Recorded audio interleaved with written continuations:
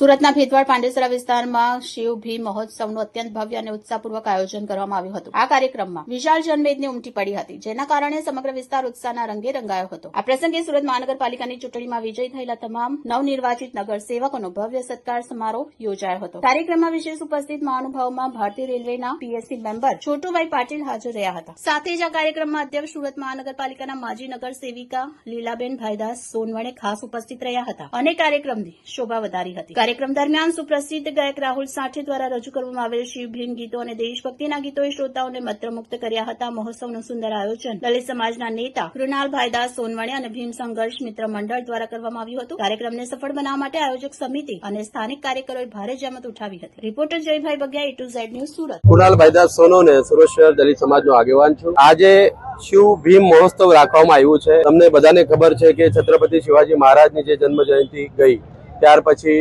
વિશ્વરત્ન doctor Baba Saheb આંબેડકરજીની હમણાં 14 એપ્રિલે જન્મ જયંતિ ગઈ, તો અમે બધા સાથી મિત્રોએ મળીને ભીમ સંઘર્ષ મિત્ર દ્વારા અને મારા સાથી મિત્રો દ્વારા આ ભીમ મહોત્સવનું આયોજન, શિવ ભીમ મહોત્સવનું આયોજન કરવામાં આવેલ છે, જેનામાં આજે હજારોની સંખ્યામાં શિવ ભીમ સૈનિકો અહીંયા ઉપસ્થિત છે। મહારાષ્ટ્રના પણ ઘણા માન્યવર નગરસેવકો ઉપસ્થિત છે। હાલમાં સુરત મહાનગરપાલિકામાં ચૂંટાઈને આવેલા તમામ નગરસેવકો અહીંયા ઉપસ્થિત છે, એમનું પણ સત્કાર સમારંભ અહીંયા રાખવામાં આવ્યું છે અને સમાજને એક સંદેશ આપવા માટે આ કાર્યક્રમ રાખવામાં આવ્યું છે કે એકતાથી રહેશો તો તમે ગમે તે જગ્યાએ પહોંચી શકો છો અને તમને કોઈ પણ જગ્યાએ એકતા સિવાય કોઈ પર્યાય નથી। વ્યસનથી દૂર રહો, નિર્વ્યસની રહો, શિક્ષિત બનો, સંગઠિત બનો, બાબા સાહેબના અને શિવાજી મહારાજના વિચારોથી આગળ વધો, એ સાથે આ કાર્યક્રમનું આયોજન કરવામાં આવ્યું।